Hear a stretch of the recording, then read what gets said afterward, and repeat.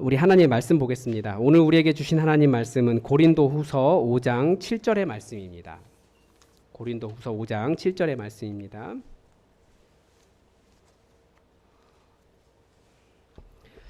하나님의 말씀을 다 함께 읽겠습니다. 고린도후서 5장 7절의 말씀입니다. 이는 우리가 믿음으로 행하고 보는 것으로 행하지 아니함이로라. 다시 한번 읽겠습니다. 이는 우리가 믿음으로 행하고 보는 것으로 행하지 아니함이로라. 아멘. 지난주에 하나님을 만나면 발생하는 어떤 문제를 말씀을 드렸습니다.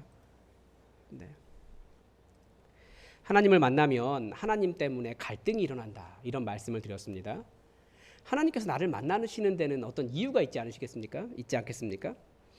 우리를 하나님의 크기의 일로 초청하시는 것입니다. 그러니까 당연히 나는 하나님의 사이즈가 아니거든요. 그런데 하나님께서 그 일로 이렇게 와라 라고 말씀하시는 것은 나를 하나님의 그 크기에, 하나님의 일에, 하나님의 뜻에 맞게 조정하는 과정이다 라고도 볼 수 있습니다. 그래서 그런 믿음의 갈등은 우리의 사이즈를 뛰어넘기 때문에 내 눈으로는 말도 안 되는 일이 될 수도 있다라는 거죠. 그래서 하나님을 만나면 하나님께서 부르실 때 정말 그거 가능해? 정말 내가 그렇게 바꿔도 내 인생 괜찮을까? 라고 하는 갈등이 일어납니다. 당연한 거예요. 그렇지만 하나님께서 말씀하시니까 한 걸음 한 걸음 순종해서 나아가면 결국은 하나님의 일을 하게 된다라는 말씀을 드렸습니다. 그래서 우리에게 중요한 것은 순종이죠. 내가 무엇인가를 계산할 수 있고 계산하고 혹은 내가 그렇게 큰 일을 감당할 수 있을까? 이런 것을 생각하는 것이 아니고 부르시는 것, 그 한 걸음까지만 순종하는 거예요. 그렇게 해서 만들어지는 곳이 바로 교회입니다. 그게 교회의 역사예요. 성경은 이렇게 가르쳐 줍니다. 그래서 믿음이 없이는 하나님을 기쁘시게 하지 못하나니 하나님께 나아가는 자는 그가 계신 것과 그가 자기를 찾는 자들에게 상 주시는 이심을 믿어야 할지니라. 이게 무슨 말이냐면 왜 하나님을 만나면 갈등이 일어나느냐, 이 믿음 때문에 그렇습니다. 이 믿음이 무엇입니까? 믿음은 다른 말로 하면 하나님 사이즈예요. 다시 이야기하면 아까도 말씀드린 거지만 반복되지만, 그러니까 하나님에게는 상식이지만 우리에게는 가능하지 않은 것처럼 보이는 것이 믿음입니다. 그래서 오늘 오늘 설교 제목이 하나님은 믿음을 요구하신다인데 어제 지난주의 말씀에 이어서 하나님께서 우리에게 믿음을 요구하신다에서 믿음이 무엇인지, 믿음에 대한 정의를 한번 좀 해보려고 합니다. 보통 우리는 믿음이라고 말하는 것이 내가 바라는 소원을 하나님께서 이루어 주실 것이라고 믿는 것을 믿음이라고 생각합니다. 그래서 믿음이 좋다라고 하는 말은 무슨 말입니까? 우리가 보통 생각하기로는 그런 소원을 하나님께서 이루어 주실 것이라고 흔들리지 않고 더 세게 믿는 것, 보통 이런 것을 우리는 믿음이라고 생각합니다. 그런데 예전에 한번 그런 믿음을 말씀드린 적이 있어요. 그런 믿음이 뭐라고요? 자기가 믿는 것을 믿고 싶은 것을 믿는 것이기 때문에 광신이나 맹신 이런 거고, 때로는 없는 것을 믿는 것이기 때문에 미신 이런 거 된다라고 말씀을 드렸습니다. 우리의 믿음은 이미 되어진 것, 그러니까 기록된 하나님의 말씀을 믿는 겁니다. 이 성경에 기록된 하나님 그분을 믿는 거예요. 하나님께서 그렇다라고 하신 것이기 때문에 그 사실을 믿는 것입니다. 그러니까 우리가 믿는 믿음의 첫 번째는 바로 이 성경의 내용들입니다. 성경의 내용들, 사실은 옛날엔 다 믿었는데 요즘은 사람들이 머리가 굵어져 가지고 다들 안 믿으려고 해요. 내 지식이 더 많다 이거죠, 하나님보다. 그래서 더 믿음이 요구가 됩니다. 믿음과 관련해서 우리가 많이 들은 구절이 히브리서 11장 1절의 말씀입니다. 믿음은 바라는 것들의 실상이요 보이지 않는 것들의 증거니. 아마 신천지가 이 말씀에서 그 이만희가 실상 증거를 보인다고 그렇게 가르치는 것 같아요. 그래서 최근에 플래카드가 이렇게 한동안 붙어 있었습니다. 이만희의 실상 증거 말하는 그런 집회가 있다고, 그런 것이 플래카드가 붙어 있었는데 아마 실상 증거가 여기서 말하는 것 같아요. 제가 도대체 어디서 나온 말인가 계속 고민을 해봤는데, 그러니까 신천지가 말하는 이 바라는 것들의 실상, 보이지 않는 것들의 증거, 이런 것들은 자기들이 말하고 싶은 그 미래에 대한 이야기를 하는 거죠. 그런데 그런 오해를 하지 않기 위해서는 절대 이 구절만 읽으면 안 되고, 이 구절에서 읽으면 안 됩니다. 이 구절만 읽어보면 바라는 것들, 보이지 않는 것들이란 무슨 이야기입니까? 내가 바라는 것이니까, 보이지 않는 것들이니까 미래에 관한 일이거나 무슨 신령한 어떤 그런 것처럼 보입니다. 그런데 이 구절은 과거도 포함하고 있고 미래도 포함하고 있는 겁니다. 다 가지고 있는 거예요. 과거란 무엇이냐? 성경에 기록된 하나님의 일들이 됩니다. 그래서 히브리서 11장 1절 뒤에 나오는 내용들을 다 읽어보면 전부 다 구약 성경에 나오는 내용들이에요. 우리가 처음부터 보는 기록된 과거가 무엇입니까? 성경에 맨 처음에 뭐라고 기록되어 있습니까? 태초에 하나님이 천지를 창조하시니라. 그러니까 우리가 처음부터 보는 기록된 과거는 태초에 하나님이 천지를 창조하셨다라고 하는 진리예요. 그러니까 우리가 바라고 보이지 않는다라고 말한 진리는 무엇이냐면, 믿음은 무엇이냐면 태초에 관한 것이고 하나님에 관한 것이고 그 모든 것을 만드신 하나님 그분에 대한 것이라는 거예요. 지금은 사람들이 하나님이 천지를 만드셨다라고 안 믿습니다. 이 온 세상의 만물이 하나님의 창조의 결과라는 것도 믿지 않는데 이 시간의 처음, 태초라는 것이 있다? 이거 당연히 믿지 못하죠. 그러면 당연히 뭣도 있습니까? 태초가 있으면 끝도 있습니다. 종말도 있는 거예요. 이게 성경이 다 가르쳐주는 이야기거든요. 그런데 믿지 않는 사람들, 말 그대로 보이지 않으니까 그 사람들은 믿지 않는 거예요. 그러니까 기록된 말씀, 우리는 기록된 말씀을 믿는 거죠. 하나님이 창조하셨다. 미래는 하나님께서 세상에 끝이 있다라고 다 말씀하신 거예요. 그러니까 성경에 기록된 것을 믿는 거죠. 그리고 이 믿음에는 더 중요한 한 가지 진리가 담겨 있습니다. 다시 이야기하면 바로 이 모든 것을 하나님께서 하셨고 하나님께서 하신다고 하셨기 때문에 믿는 겁니다. 그러니까 앞으로 일어날 일은 무슨 일입니까? 성경에 기록된 미래를 믿는 거예요. 하나님께서 하실 일이라고 하시는 것. 내가 나의 바람을 믿는 것이 아니라 하나님께서 하신다라고 하셨기 때문에 그 일이 이루어질 것을 믿는다. 그것이 믿음입니다. 그래서 성경에서 히브리서 11장 바로 이 구절 뒤에서 이야기하는 것이 노아의 예를 듭니다. 과거의 이야기잖아요. 아무도 안 믿어요. 정말 노아의 홍수가 있었냐고 안 믿잖아요. 지금도 안 믿잖아요. 근데 믿음은 성경에 기록되어 있기 때문에 믿으라는 거예요. 그게 믿음이라는 거죠. 기록된 말씀. 하나님께서 홍수가 있을 것이라고 하셨기 때문에 아직 그 홍수를 보지 못했지만 노아는 순종했습니다. 그러니까 노아의 이야기는 우리에게는 과거 이야기지만 노아는 또 보이지 않는 미래에 대한 이야기를 살아간 거예요. 그게 믿음이라는 거예요. 하나님께서 말씀하셨기 때문에. 진짜 믿음이 있다면 아직 일어나지 않은 일이지만 하나님께서 하시겠다고 하셨으니 그 일이 진짜로 일어날 것을 믿는 것입니다. 그래서 쭉 뒤에 사람들 이야기가 나와요. 구약성경에. 아브라함이 그랬고 사라가 그랬습니다. 내년에 자식이 있을 것이다? 아니 100세 먹은 할아버지와 90살 먹은 할머니? 어떻게 믿을 수 있습니까? 제가 오늘도 신방을 갔다 왔는데 권사님이 90 되셨더라고요. 예. 그런데 어떻게 90의 그 할머니가 아이를 낳을 것이다. 이건 정말 충격적인 일이에요. 그런데 하나님께서 하신다라고 하셨기 때문에 된다라는 것을 믿은 사람들이라는 거예요. 믿을 수 없는 일이었지만 하나님께서 말씀하시니 믿었다. 이게 믿음입니다. 자기들이 만든 자신들의 바람을 믿는 것이 아니다라는 것을 우리가 분명히 기억해야 됩니다. 그래서 히브리서에서 결론적으로 우리에게 요구하는 믿음이 무엇입니까? 첫째는 다시 말씀드리지만 과거. 바로 이 말씀을 믿는 건데 무엇보다도 우리에게 요구하시는 그 과거는 무엇입니까? 우리 주님이신 예수 그리스도께서 죽으셨다가 살아나셨다라는 사실이에요. 지금 히브리서의 독자들도 사실은 그 예수님의 부활을 보지 못했거든요. 그런데 증인의 증언들을 보고 믿으라는 거예요. 듣고 믿으라는 거예요. 여러분 예수님 부활하신 것 봤습니까? 못 봤습니다. 그래서 이것은 봤다나 증명한다가 아니라 부활의 증언, 특히 성경의 증언을 듣고 믿는 것입니다. 그리고 그것을 믿게 만들어주시는 분이 성령님이세요. 하나님께서 이 믿음을 기뻐하신다라는 거죠. 또 미래는 무엇이겠습니까? 예수 믿는 자들도 예수님처럼 부활할 것이다 라는 것입니다. 우리 아직 부활을 못 봤잖아요. 여러분 부활한 사람 보셨습니까? 못 봤어요. 그런데 우리가 바라고 믿는 것이 바로 우리가 다시 예수 믿는 사람들이기 때문에 부활할 것이다 라고 하는 그것입니다. 그러니까 죽어야 우리 볼 수 있는 건데, 그러나 하나님께서 하신다라고 하셨기 때문에 믿는 것입니다. 그것이 믿음이라는 거예요. 그러면 그런 믿음은 어떤 일을 가져오겠습니까? 반드시 어떤 행동을 가져옵니다. 예수님의 부활과 우리의 부활을 믿는 사람은 어떻게 다르겠습니까? 히브리서가 가르쳐주는 내용은 결국은 무엇으로 가냐면, 정말 믿음이 있기 때문에 하나님께서 하신다라고 하셨기 때문에 그것을 믿는 자들은 죽음을 두려워하지 않고 예수 그리스도의 부활의 증인이 된다는 겁니다. 믿기 때문에.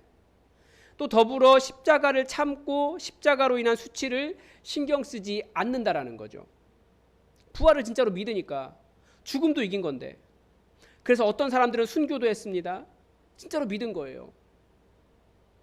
그리고 하나님은 바로 그런 믿음을 기뻐하신다라고 말한 것이 믿음의 첫 번째, 우리가 잘 아는 정의입니다.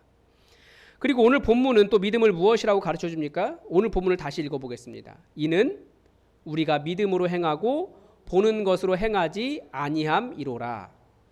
여기에서 믿음이 무엇인지 알기 위해서는 믿음의 반대말을 먼저 생각해 보아야 됩니다. 오늘 말씀이 가르쳐주는 믿음의 반대말은 뭡니까? 보는 것을 행하는 겁니다. 본문에서 사도 바울은 무엇을 보지 못했지만 무엇을 믿는다라고 말합니까?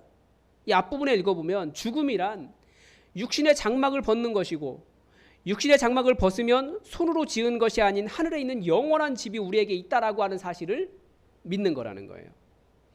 그리고 이 믿음을 가진 자들은 어떻게 행동할까요? 그 내용의 앞부분을 보아야 됩니다. 4장의 마지막 부분에 기록한 대로 우리가 예수님의 복음 때문에 당하는 고난은 보이지 않는 하나님의 영광에 비하면 아무것도 아니다라는 거예요. 사도 바울이 이렇게 믿은 이유가 무엇입니까? 바로 예수님께서 죽었다가 살아나셨고 예수님 계신 곳에 우리가 거할 곳이 있기 때문에, 우리가 거할 곳이 많이 있기 때문에 이 말씀을 한 겁니다. 그래서 믿음을 정리해 보겠습니다. 믿음은 무엇입니까? 먼저 이 기록된 하나님의 역사와 하나님께서 주신 약속을 믿는 겁니다. 그냥 내가 원하는 것을 하나님께서 이루어 주실 것이다라고 강하게 주장하는 것이 믿음이 아니라는 거예요. 그리고 이 믿음은 어떤 개념이나 관념을 믿는 것이 아닙니다.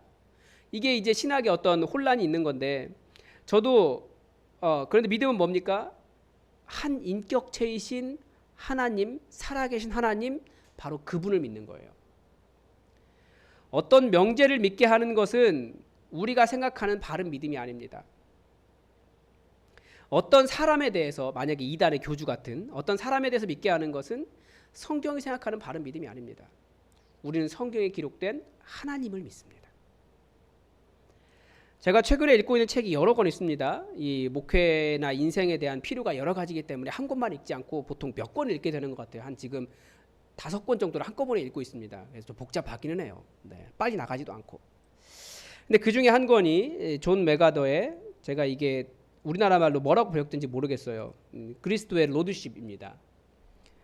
이 로드십이라고 하는 말은 주권, 주재권, 다양하게 번역이 되지만 그냥 로드십이라고 합니다. 예수님의 주인 되심이에요. Lord. 예수님의 주인 되심. 예수님이 주인이신 이유와 주인이시기 때문에 우리가 인정해야 할 일들과 우리가 어떻게 주님을 따를 것인가에 대한 것을 말하는 것이 로드십입니다. 이 존 메가더 목사님은 로드십을 설명하면서 가장 먼저 이야기한 것이 기쁨이더라고요. 그리스도인들은 기뻐한다라는 거예요. 그리스도인이 기뻐할 이유가 많은 사람들인 이유를 말하면서 무엇보다도 첫 번째 이야기한 것이 하나님, 바로 그분의 하나님 되심 때문이다 라고 말합니다. 그리고 그분의 하나님 되심의 첫 번째 의미는 바로 그분이 하나님이시기 때문에 온 세상을 통치하신다라는 거죠. 하나님이 통치하신다라는 의미는 하나님의 통치를 벗어난 것은 그 어떤 것도 없다는 뜻입니다. 그러니까 이 성경이, 이 하나님의 말씀이 우리에게 요구하는 궁극적 믿음이 바로 이것입니다. 하나님께서 통치하신다. 하나님의 통치에서 벗어난 것은 아무것도 없다. 이 모든 것은 궁극적인 하나님의 뜻을 위해 움직인다. 여러분, 우리의 믿음이 어떤 관념이나 개념이 아니라고 하는 말은 바로 이런 말입니다. 저도 지금까지 믿음을 어떤 명제에 대한 고백, 그 고백을 진짜라고 믿는 것이라고 생각해 왔습니다. 왜냐하면 저의 젊은 시절에 큰 영향력을 미쳤던 마틴 로이드 존스 목사님이 이런 말을 했거든요. 그래서 믿음이 그거구나. 그래서 혼자 막 여러 가지 막 이상한 신학도 만들어내고 막 그랬었어요. 그런데 그 명제라는 것이 하나님에 대한 인격적인 만남이 없이 그냥 무조건 믿는 것이 되면 성경에서 나온 명제라고 할지라도 내가 강하게 믿는다고 할지라도 그것도 맹신이 될 수 있다는 거죠. 예를 들면 명제에 대한 고백이란 뭐냐면, 예를 들면 하나님이 사랑이시다 이런 명제가 있는데 이 명제가 이미 성경에 나와 있지 않습니까? 우리 하나님은 사랑이세요. 그런데 이 명제를 우리 믿어요. 하나님이 사랑이신 걸 모르는 사람이 있습니까? 다 믿어요. 틀린 말이 아니에요. 그런데 이 명제도 하나님을 만나는, 하나님과의 인격적인 교제가 없는 상태에서 이 명제에 대한 그 사실에 대한 믿음이 진정한 믿음이 될 수 없다라는 거죠. 아무런 능력을 발휘하지 못할 수도 있습니다. 하나님 사랑이신 거 틀리지 않습니다. 그러나 나와 아무 관계 없을 수 있어요. 어떻게 되면 그렇습니까? 예를 들면 우리는 그런 진실한 명제들을 많이 알고 있죠. 예수 품 한 교회는 춘천에 있다 라고 하는 사실을 부인할 수 있는 사람이 있습니까? 아무도 없습니다. 예수 품 한 교회는 전국에 하나밖에 없어요. 굉장히 자랑스럽습니다. 쳐보면 예수 품 한 교회, 다른 데 나오지 않아요. 여기밖에 없습니다. 그런데 그래서 오히려 그거 안 믿는 사람이 오히려 이상한 사람이죠. 그런데 이 명제가 단순한 사실을 넘어서 이 명제에 담긴 능력과 은혜를 누리려면 예수 품 한 교회 안으로 들어와서 예수 품 한 공동체와 사랑과 인격적인 교제를 나눌 때 이 명제는 단순한 사실을 넘어서 은혜와 능력이 되는 겁니다. 그러니까 사실을 아는 것과 이 사실이 진짜 어떤 능력을 갖기 위해서는 인격적인 만남이 필요하다는 거예요. 하나님께서 사랑이시다라고 하는 그 명제의 은혜를 누리려면 인격적인 하나님과의 만남이 먼저라는 거죠. 그래서 하나님과의 인격적인 만남이 없이 그저 이 사실 자체를 믿는 것은 누구든지 할 수 있는 거예요.